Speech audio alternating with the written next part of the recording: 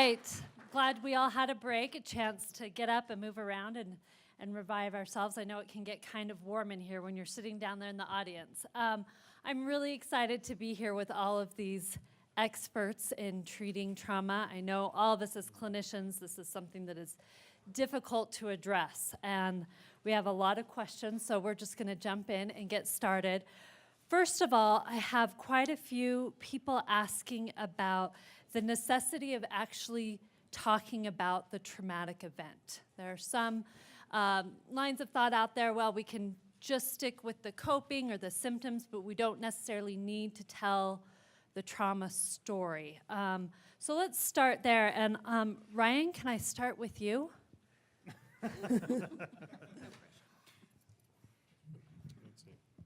Well, you know, I'm not, is that working? Oh, no. Try that one.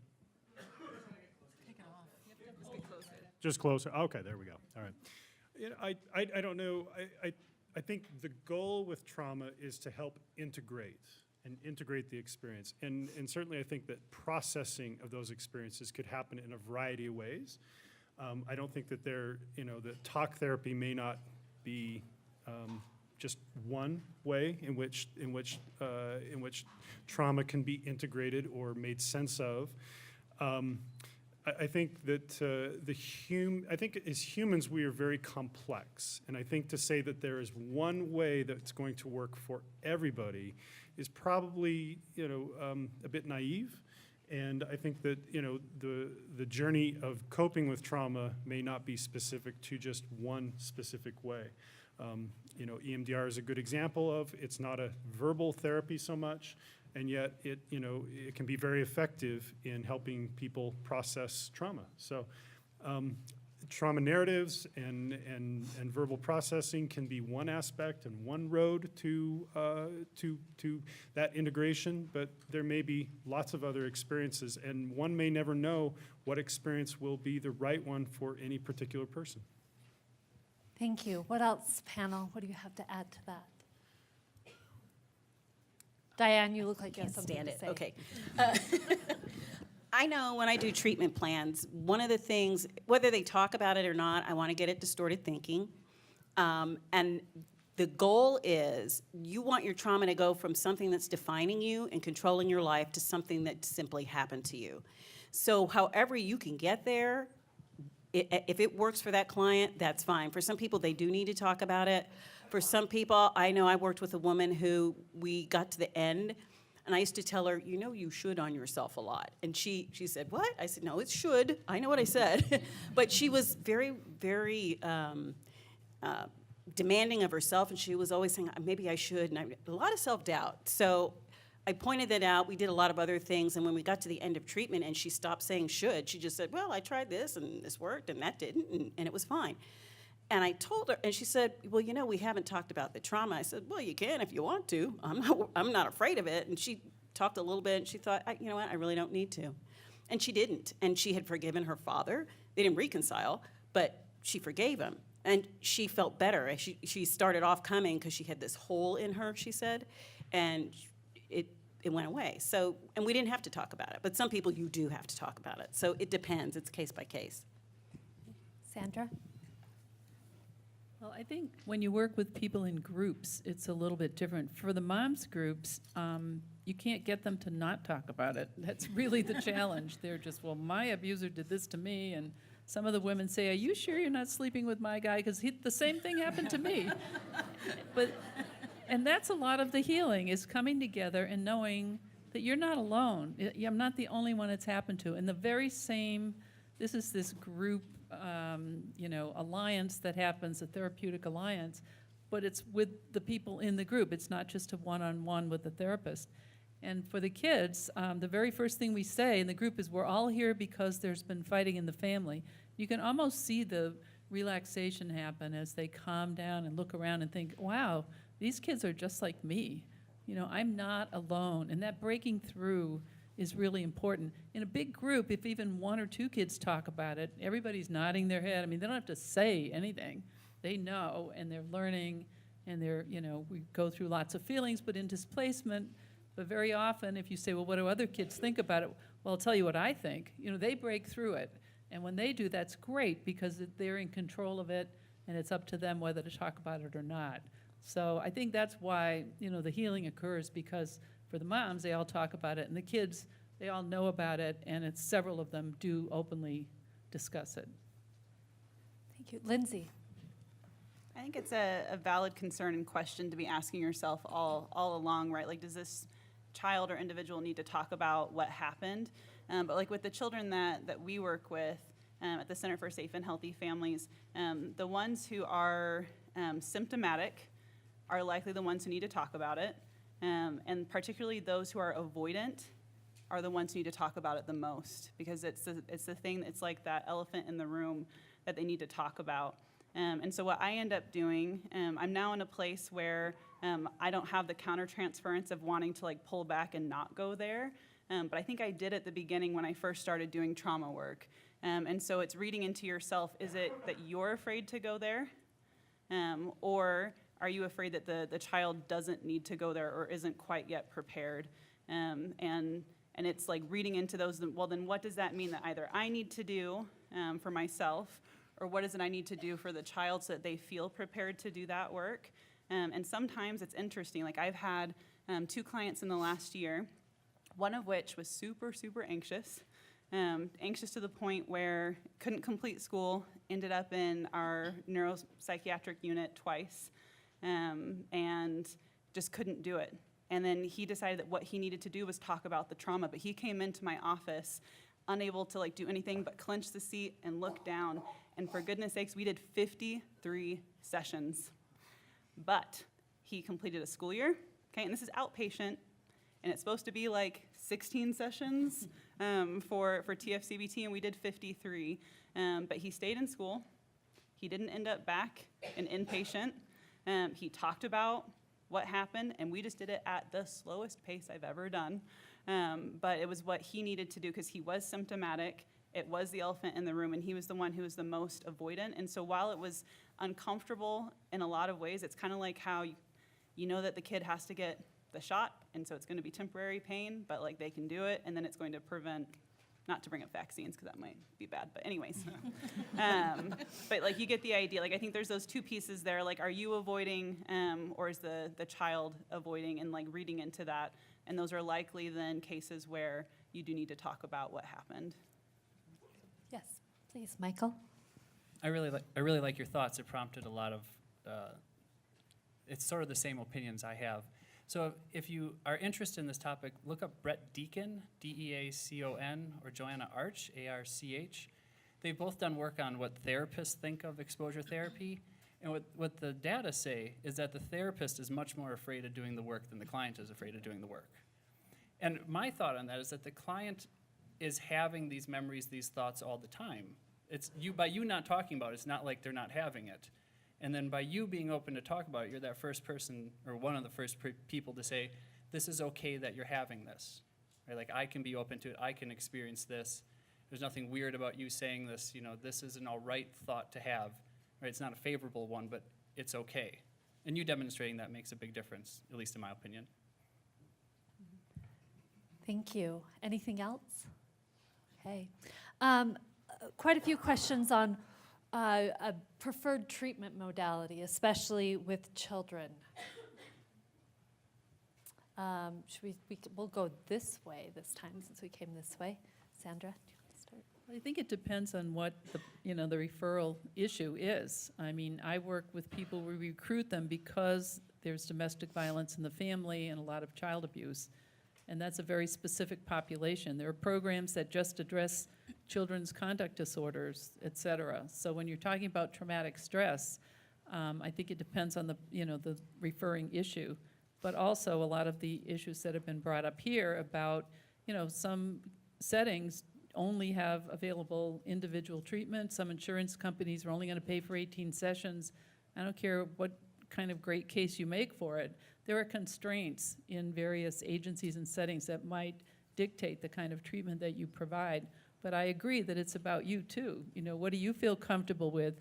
I urge everybody to read the literature, read the research, figure out whether you buy it or not, figure out whether there's enough evidence here, or whether it's the kind of thing you would feel comfortable doing, because that's If you don't buy it, they're not going to buy it either. So I think we have a lot of choices for trauma treatment, and I think there's a lot to know.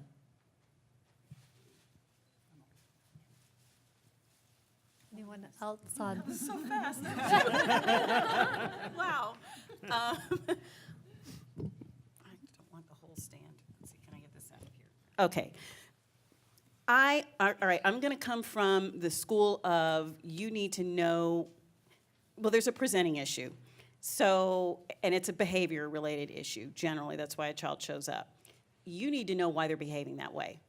That's just my thought process. If you don't do anything else, get a good history, a really good history. And if you can, get history on the parents. And if you can get more, get history on the grandparents, because you're going to get those transgenerational things, you're going to get epigenetic things. And when you understand, I personally, I'm biased, but I personally think you need to understand neurodevelopment, because that really does affect how the brain works, which then affects how behavior works. And so when you understand, it's kind of like if somebody goes to the doctor and they say, gosh, I have a lot of headaches, and the doctor gives you aspirin. Well, do you have headaches and is your vision blurry? Do you have headaches on one side? Is there light? Do you have a brain tumor? Do you have an aneurysm? Do you have migraines? Do you have sinus? Nobody took enough history. Get your history. Because for all of those issues, there's different treatment. And it's the same thing with trauma and working with children. It depends on the age of the children. Do you have invested nurturing caregivers that you can work with? Because that's going to impact. It depends on what some children won't play. I've actually worked with a couple of kids who just sit at the table in the room and they want to talk, so I guess we don't need to play. Or that maybe they're too hypervigilant to play. So it depends. There are a lot of different things that work. Sometimes you have to combine different things. But what you really need to do is understand how this child got here, what led to them being here, because that's going to impact what you ultimately wind up doing. Oh, and sometimes they need something else before they get to therapy. They may need occupational therapy or some other kind of thing before they actually do therapy. Well, and I would suggest that particularly I think, with working with anybody, but with kids, is when you're working with them, whatever therapeutic modality or model you're working from, that you are grounded in some kind of theoretical perspective, because that becomes the lens in which you kind of work from. And if you're just randomly throwing darts at a problem or at a symptom, hoping that, something will fix it, you're pretty directionless. So I think having a basis, a lens in which you're working from, and you can identify, what symptoms and how you're addressing them, I think becomes important. I think the other piece, and I think this is true children or adults, is, I think overall, one thing we know is that no matter what theoretical perspective or what intervention you're using, that a relationship, the relationship you have with the client is probably the biggest change agent that you're going to bring to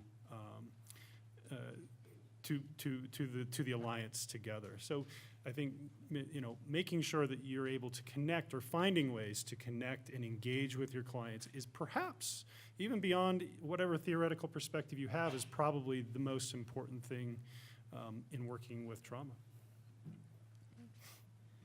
I think kind of connecting all of the comments, like really being informed of what the different models are designed to do and how they've been researched is really key or important.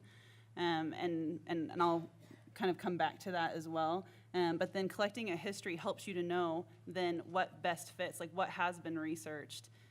So like, does this kid or this problem or the way it's presenting really match what's been researched, so that you can make that informed decision. And then whatever model you end up facilitating that conversation or decision with the family and the child, really making sure that you're sticking to the model as best you can.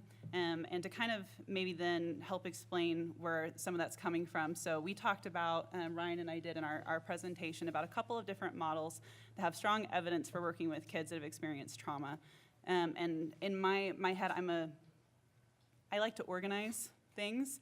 and it helps kind of simplify some things. And that being said, like if a child's coming in and the trauma has been recent or recently disclosed, I already have an idea of which model would likely be most appropriate for that child. It's not necessarily going to be like it's going to work for every kid, but I have a good starting point, and that's child and family traumatic stress intervention.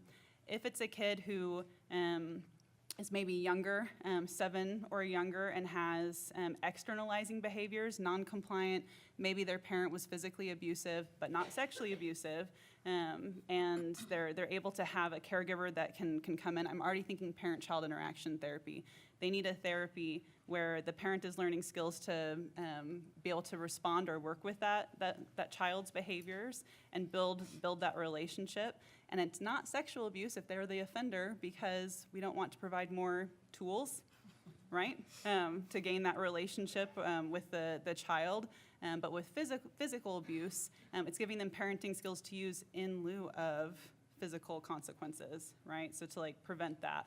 And so that's already in my head. With TFCBT, so trauma-focused cognitive behavioral therapy, it's honestly, when you ask like what your preference is in terms of model, it's my favorite to do because it's structured, it does have the components, but there's so much flexibility for me to take the client where they're at or to bring in new skills, to be creative and have fun, like all of those things. I end up really enjoying that model, but it's for kids that have experienced some sort of trauma. And if you look at the research, you have to actually go in and look at what are the effects with sexual abuse.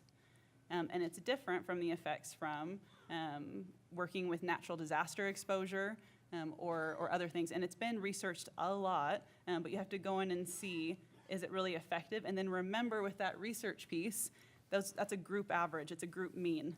There's still variation in that. Some kids didn't get better, some kids didn't do well. And so constantly monitoring, how's this client doing and is this really working?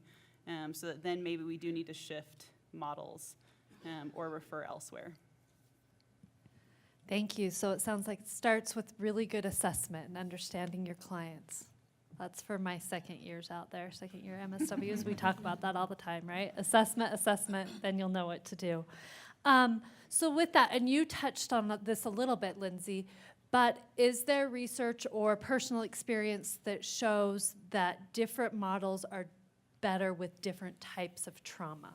So whether it's sexual abuse, physical abuse, war, being a witness to domestic or interpersonal, intimate partner violence, what do we know about that?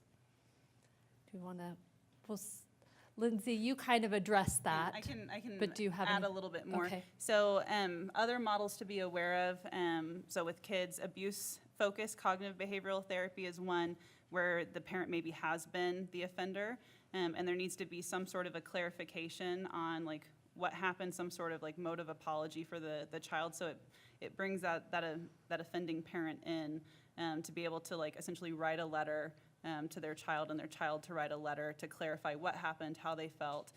You can also find out more information on that model. I think it's af-cbt.org, and you can find out more about that model there. And then my understanding is that EMDR and TFCBT really with kids are both very similar, and it probably comes down to like in terms of outcomes with PTSD, and it comes down more to like the preference of the family or child, or which one that they feel most capable of doing. I don't know how well EMDR, and Ryan is trained in it, I'm not. I don't know how well it can be adapted to like particularly younger children. Like I don't know what the youngest it's recommended for, or what you've done the youngest, but I know TFCBT can be adapted to work with 4-year-olds, sometimes the occasional 3-year-old, but it's quite adapted at that point developmentally. And so those are some additional models in terms of like best fit or what the problem is. Please, Sandra. I think a lot of the programs have started with one specific population, like trauma-focused CBT was for sexually abused children and adults, and I think then programs are applied elsewhere. I know that PCIT is used to improve parenting with kids who are very aggressive and out of control, and yet then it's applied to other populations, and as long as the evidence is there, then I think that's great. And to use pieces of programs, I think, is a little more problematic because the evidence is there when you use the whole program as designed. And there's a big difference between, you do it the first time, supervised by the person who created it, sort of pristine conditions, and then you get out in the real world and people don't show up, and, there's all kinds of things you never expected or anticipated, and it may or may not still be good. And so the really best programs have evidence, and then they have evidence, they have efficacy, then they have effectiveness, which means they're proven to work in other community settings. So, we're building these long track records for programs that are proven to work, but it takes a very, very long time. But they all start with kind of one topic or one population, and then they're applied elsewhere. So that's just something to know. There's also some research on play therapy, but it seems like, I think pretty much the only people reading it are play therapists, so you really do have to dig around to find it, but it is out there. And specific with play therapy, direct versus non-direct is shown to be more effective, so bringing in that direct piece of talking about what happened is more effective. Thank you, thank you. Diane, you talked in your presentation about helping a child recognize grooming behaviors. Could you explain a little bit more about how you do that? There was an article that I read a long time ago. I read this article, and it was, and I don't even remember who did the research, but they interviewed prisoners who'd been convicted of child sexual abuse and talked to them about what they did and how they did it in order to gain cooperation. And I created a little handout, and I call it a perpetrator warning signals or something, and it kind of simplified it into child language. But it's really, I just do psychoeducation. Sometimes kids don't tolerate that very well. So I tend to be very process-oriented because a lot of these kids are very dysregulated, and you can try something if you want to, but they're kind of squirrely and they kind of wiggle out. And one of the things I've noticed is that I'll have what I think is a really good session. Oh, that was a great session. And then they miss the next two. It was too much for them. So I tend to go slow. I tend to do a lot of, I read the body language and the facial expressions and notice when they're getting dysregulated, and I have to titrate what I'm doing. But especially when the kids are older and they're in group, and I like process-oriented groups, and they start talking about different behaviors, and then I just provide psychoeducation. That's how, I just explained, that's how perpetrators get close. It feels like one thing, it's because it's designed to, but it's really something else. Sometimes kids have problems with that because they feel like they put up with the abuse because the rest of the relationship was great. And that's the first, maybe the only place where they got that kind of attention, which children need. It really irritates me when a non-believing, non-offending mother will say, well, she just wants attention, because I think, shame on you, your kid has to go to this extent to get your attention. That's awful. So, but when, I got off track again. I keep doing that. I get carried away. I like to provide psychoeducation. I like when people will tell me what's on their mind, and then, they'll talk about it as a problem or an issue, and I'll say, you know what, given where you've been and what you've been through, that makes sense, and let me tell you why. And you get a lot of, oh, because people feel crazy. They feel like they're crazy. They feel like they're the only one. That's why group works really well, because then you find out, okay, I don't have this red thing on my forehead that identifies me as a victim, and no one can tell. I actually have to talk about it, and nobody else in the group looks crazy, so maybe I don't look crazy either. And then you start talking, and there's some similarities, and you feel like here's a community of people who understands me. And then it's easier to introduce those topics because they're all going, yeah, oh, but there's some cohesion and there's some support. So I don't know if that answers the question, but. Yeah, I think we'd all like a copy of that list of grooming behaviors that you made in child I could actually language. send that. I could Anyone send that. like a copy of that? Okay. Yes, I okay. need to find Thank it. you. Okay. Anyone else have thoughts about that, about how you teach children after they've been abused to then keep themselves safe from other abusive relationships? No? Okay.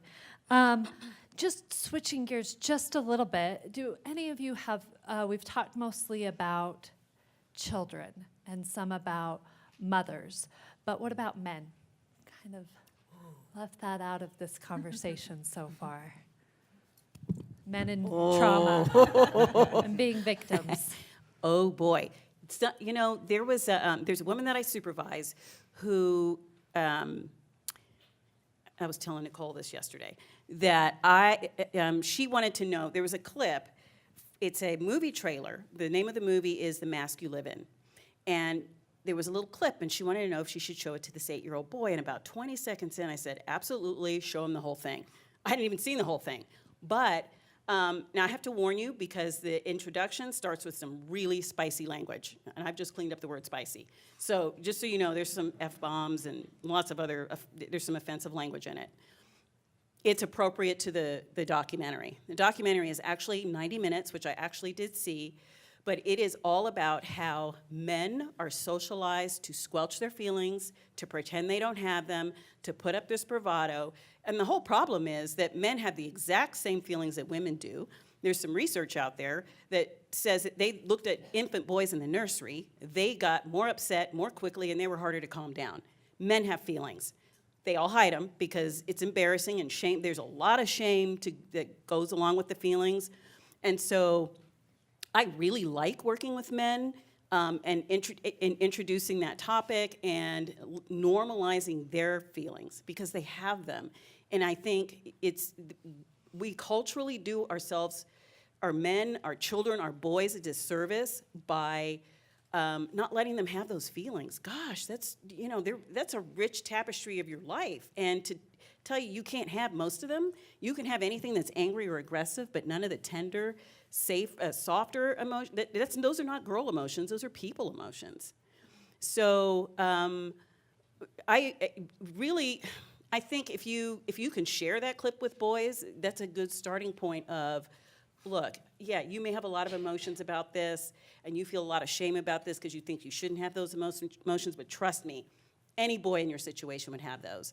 And the other thing, I tell you what, after I saw that movie, that was the first and only time in my life where for just a moment, I wish I was a man, because I really wanted to do something to stop telling boys stop feeling. There was something else I was going to say about that, but doggone it, I forgot it. See, you hit 50. You can't, the Mask You Live In. Yes, and you can Google the trailer and see that. It's about 2 minutes, 2 to 3 minutes, and it'll give you a good overview of what the documentary is about. In order to see the documentary, apparently groups have to order it because this was like a one-time showing, and there were a lot of teachers and social workers in the audience. But it was definitely worthwhile. Thank you. Michael, I saw you nodding your head emphatically. Do you have anything to add, talking about men and trauma? I think where anyone who was at my talk on ACT, you'd see where the piece I was nodding my head that the emotions that we have are all appropriate. It's just, are we responding in functional ways while those are present? And I think that was the part I was largely agreeing with. I probably agree with other things too, but that's why I was nodding. Thank you. Any other thoughts from the panel on that? Okay, thank you. Sandra, we'll start with you on this, and this question is asking, what about violence in the media and video games? Does that affect children more or less than viewing violence in their home?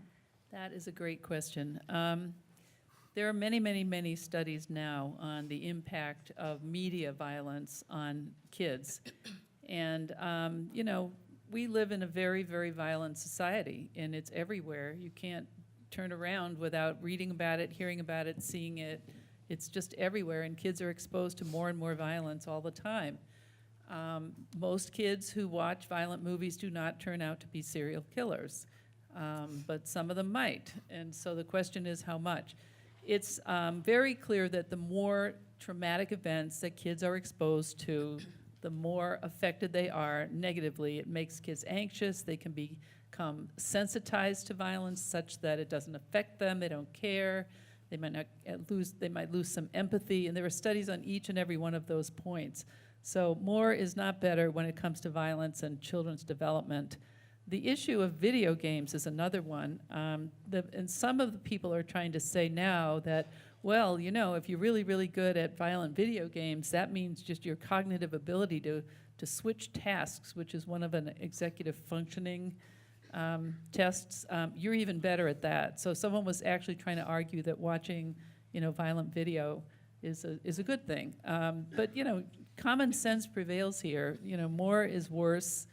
The less is better, the less violent. You can play video games without shooting anybody or having, you know, naked people running around. There are ways to do this with kids, but I think, you know, we're in a culture where you really have to actively, you know, bar your kids from participating in things that are very violent because they're everywhere. It's very hard. I just want to talk. We want you to talk too. Okay, thank you. I'm just kidding. No, from the neuro side of things, you just comment on the executive functions. I agree with everything she said. The interesting piece of this has been used in older adults and first-person shooters. Medal of Honor specifically is tied with better driving skills in older adults. So it's now being used, Medal of Honor is now being used as a rehabilitation technique to improve driving and field of view in older adults. You're welcome. But the Army actually uses violent video games to train soldiers to become less sensitive to killing other people. You can't kill people if you love them and care about them and you're full of empathy and all those feelings men are not supposed to be showing. And how do you knock that out of people? You train them with these, and you reward people systematically for killing more, and you know, that is a fact. Some of these very violent video games are used by the Army to train people to be able to kill other people. And I think you have to be careful to not draw causal relationships where they may not be warranted. And I think, you know, you talk about the risk factors that maybe video games can pose for development. But you may, you know, in kind of talking about that, you may have to also consider protective factors. That there are some kids that may watch and play lots of violent video games, but they're not going to be at risk to engage in violent behaviors because maybe they've developed some secure positive attachments with people. And so that protective factor, can reduce their risk for those kind of tendencies. So there could be other variables that could be at play with that, and you want to be careful not to draw, video games are the cause, and that's where we should throw our weight in trying to deal with these aggressive kind of behaviors with people. Great, thank you. Staying with the neuropsychology, I have some questions about trauma and its impact on brain development. Michael Larson, do you want to start us off with that? I'm sure you could talk about it for hours. Yeah, well, the research to date actually shows that physical trauma in particular, even something like corporal punishment, is associated with some changes in brain volume. So typically less brain volume in white matter structures and to some degree overall cortex volumes. So it's pretty gross research thus far, not really specific, but we do know that trauma can be associated with lower brain volumes. Causal, we don't know, but correlational, yes, it's there. Okay. Anyone else comments on that, please? Again? Yes? What was the question again? Oh, just trauma and its impact on brain and brain development. Well, I talked a little bit about it this morning. I know that there's impact on the hippocampus, which helps you encode things into long-term memory. It also impacts your sense of time. That's why when you're in the middle of a trauma, like say having to testify in court, where it feels like, gosh, I was on the stand forever, it was 30 minutes, and it was really an hour and a half. It kind of impairs that. Your ability to learn gets impaired. Let's see, what else happens? You have this increased cortisol level that impacts a lot of different things, not the least of which is your physical health. It just wears out your stress response. Your HPA axis, hypothalamic, pituitary, adrenal axis, it impacts that. So there are a lot of things that chronic trauma or very severe trauma can impact. And the thing is, if you when you are hyper-aroused, your brain starts to shut down from the top down, and at the top is the cortex. So when you don't, one of the reasons you don't have that executive functioning working the way it should at the age where you should, because you haven't had enough practice using it, because you're usually hyper-aroused and dysregulated most of the time. So you'll wind up going to prison. There are moms that, one of the reasons I think people use a lot of substances is to self-medicate. And so their cortex is offline, they don't get a chance to use it. So you're just gonna wind up, there's just a cascade of problems from what trauma does to your brain because of things that wind up going offline and staying there because their trauma is chronic. Or it may not be chronic, but you have PTSD, which kind of makes it chronic. Thank you. I can see this. This is an interesting point to bring up. I did a study of Head Start preschoolers, and we followed them for 3 years. And we were trying to talk about 5 kinds of violence in the lives of preschoolers. It was media violence, community violence, domestic violence, child abuse, and sibling violence. And we were studying all 5 kinds, and we had the teachers and the teacher assistants and the mothers and the fathers and the kids and everybody observing them, and we just studied the heck out of it. And what was interesting was that we were trying to say to the teachers that, you know, when kids watch, you know, very upsetting movies, and we're not talking about, you know, anything like the Three Stooges, which used to be considered really funny and is very mild, but violent. We're talking about kids who want to watch Chucky all the time, over and over. And we were talking to the teachers about it, and they said, what's wrong with that? These are 3- and 4-year-old kids. We did a study, what's your favorite TV show? And the #1 favorite TV show of 287 Head Start preschoolers was the Jerry Springer Show. And I said, what? And they said, I watch it with my grandma or my mom. And the second one was violent movies, and they were often things like Chucky and Bride of Chucky and things that were terrifying. And those are the kids with the highest trauma scores. So there's something about this physiological arousal, there's something about this cortisol, being on a high, being, you know, hyper-focused and ready to go, that becomes a desirable state. That this is comfortable, this is familiar, this is thrilling. In a way, it's got an upside, and yet the downside is, you know, they're being scared over and over, and it's a way of feeling comfortable. So, and the teachers noticed it too. The kids love WWW wrestling, whatever that one was. And the very next day, they would come in and they'd be body slamming each other on the floor. And we finally tried to make that connection. You know, it's this stuff that they're watching that is, you know, contributing for some of these kids, not all, to this kind of behavior. And when they understood that, oh, maybe that's why they're acting up in school, was, you know, it finally got through. But they didn't see a problem with it because they themselves had watched those things when they were kids too. So I don't know what's going on, but it does have something to do with physiological state and certainly wanting to have that thrill and that rush and enjoying it. It's not all, it's a way of maybe mastering it, just doing it over and over and over. But it's not, I don't think it's very healthy. Thank you. For those of us who aren't working with trauma survivors but maybe working with populations at risk, what are ways all of you can see that we can build in resiliency into clients so that if they are exposed to a traumatic event later in life, they'll have better outcomes? And yes, please. One thing I've noticed in teaching college students, but also non-traditional students, is that if you ask them to teach what you've taught them, whatever the subject is, whether it's forgiveness or self-forgiveness or resilience kind of skills, if you ask them to teach it in the community, the overwhelming response is, that is the best thing I have ever done. I want to do it again. I learned more by presenting about it, by preparing and presenting, and then seeing all of the responses back to me. These people become not experts, but at least they learn it. I've had people who have gone to senior centers and have presented for a couple of times, and they've started volunteering there, and the women love these men that come in and teach this. Or a woman went in and taught for the gay, lesbian, and whatever that's called, the LGBT, and she was hired to teach forgiveness classes at that organization because, and I mean, these people, they have wonderful, they feel that they understand the material better if they can teach it to people in the community, and then they have a sense of helping, and it just is a kind of a snowball. Thank you. Other thoughts and ideas about building resiliency?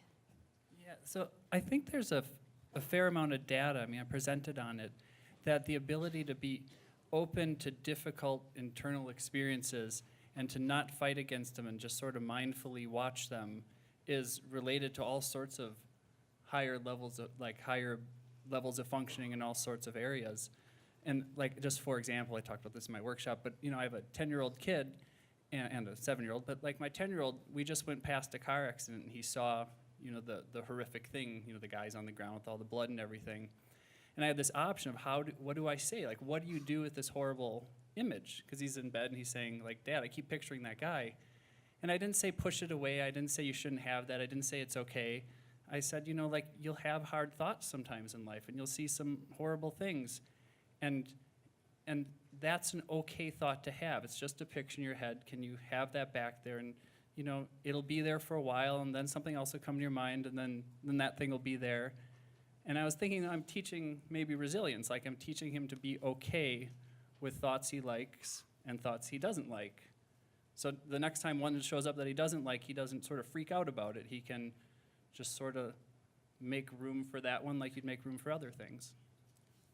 Thank you. I want to add a segue to that. The longer I'm around, the more I realize you do your children a huge disservice when you coddle them. They need to practice hearing no. You're not line leader. You're not first. You're not the best. You have to wait. You can't have that at all.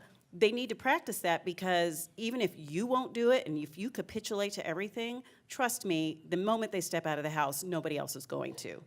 Your kid is going to have a hard time playing with other kids who also want to be first. They also want to be line leader. They also want their turn at the whatever it is.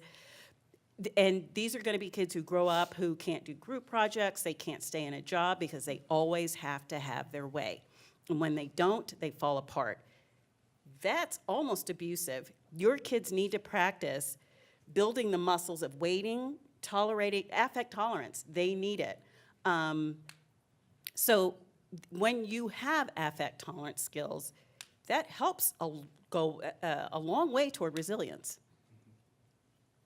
Thank you. Any other thoughts on building resiliency? I think I'll just comment on two things that are just coming to my mind. It's not like the only two options here or answers here, but just two things that came to mind. And one of them, one of our co-workers is trained and does dialectical behavior therapy, so DBT, with kids that have experienced trauma. And so they tend to be teenagers. They tend to have self-harm. They tend to be more on the depressed side. They also tend to be very complex. And with that DBT piece, of course, you're looking through the lens of like, how is the family system validating or invalidating the child or what happened. And so I think like when I look at those kids, if we could have prevented or like intervened earlier or like prevented like some of the invalidation that they're getting in their family environment, that would have been the resilience that they needed. And so like they're now where they're at, having multiple suicide attempts, often needing to go up in the level of care compared to the other kids I work with. And I'm looking at my younger ones, being like, if we weren't intervening now, what would that look like by the time they're teenagers? And I think it tends to be those who lean towards depression, but also those who have an invalidating environment or caregiver. And so that attachment, that parent-child relationship is really important. And the other part that I'll tie into that is particularly in Utah, but all over the world and in the US, we also have this like taboo over talking about things like sex education and bodies. And I've seen that be detrimental to the kids that I've worked with. Parents needing to be open on an ongoing basis, talking about bodies, body functions, what's normal, because it totally is, like what your bodies do and what you feel. And it's normal to come in and see a 4-year-old with a 5-year-old and their pants down. And I shouldn't be getting a call from an anxious mom saying, okay, the kids have been locked in their rooms for 3 hours and I don't know what to do. 3 hours, a 4-year-old and a 5-year-old, you're going to let them out of the room. And you're gonna have a 1-minute conversation about like, hey, it looks like you guys figured out that you have bodies and like what your body parts are. Let's talk about it. It's totally normal to like explore or wonder, but here's a rule I want you to keep. Those are your privates and they stay private, and I'm gonna help you learn that. And there's no shame, there's no guilt. It's just like, this is your body. And it's that learning opportunity in terms of that safety piece, right? And I think that kind of open conversation about bodies leads, like for this, at least kids that have experienced sexual abuse, they're more able to talk about it, feel validated, feel supported, they know what to do. It's not taboo, it's not shame and like, or as shameful or as guilt loaded. And so I think those are two ways of being resilient, particularly with sexual abuse. Thank you. Just to wrap up, would love to hear from all of you about how you manage vicarious trauma. You all work in this difficult field, and it's something we all experience. So how do you personally manage vicarious trauma? We'll just start with Sandra and go down the line. Well, I've been doing this a very long time, and I think one thing I think is important is for me, has been to change my role at different times. I'm not on the front line all the time. The people I work with have horrendous stories. I've chaired 32 dissertations on this topic. I've been on 50 committees. I've heard it all, I think, until I hear something new of yet one more way in which somebody can be traumatized, and it's really exhausting. I no longer, at this point, do direct therapy with the groups. I supervise graduate students in social work and psych doing it. And now I'm much more training people. We have training manuals and a training program. And I'm, strangely enough, I never would have predicted it, but I'm traveling around, including other countries in the world, and it's just been a phenomenally rewarding experience, but I'm not on the very front line anymore.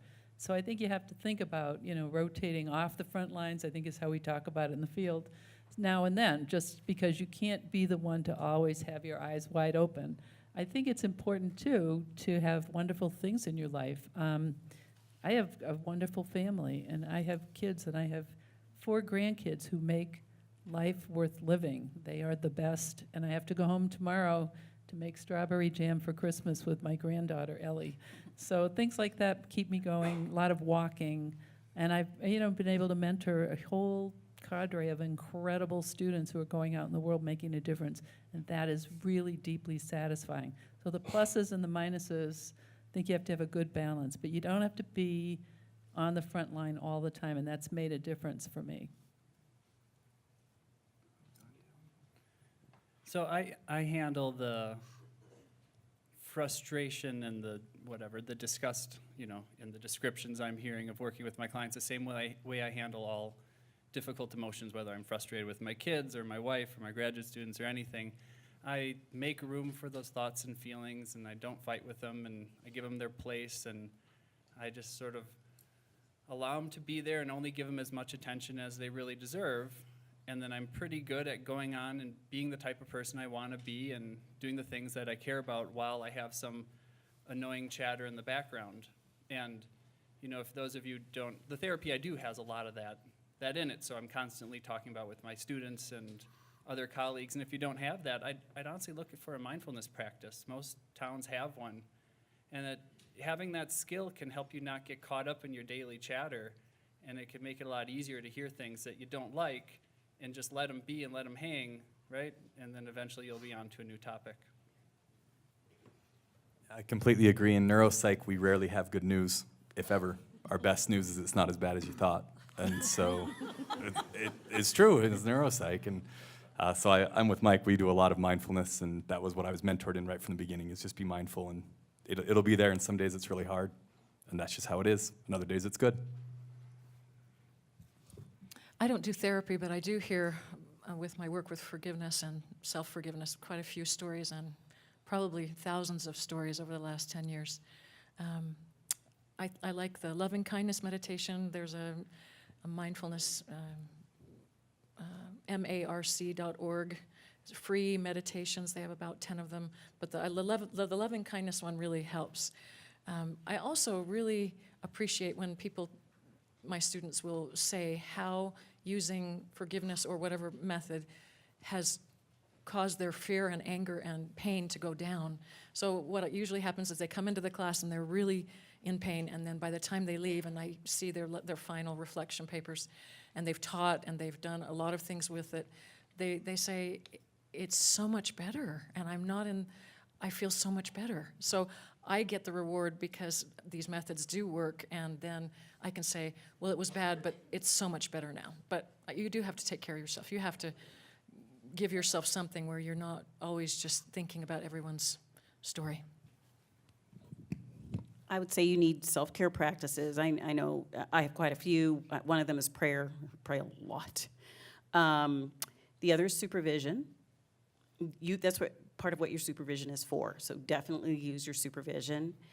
And the third one, oh my gosh, what is, okay, I'm just gonna deviate.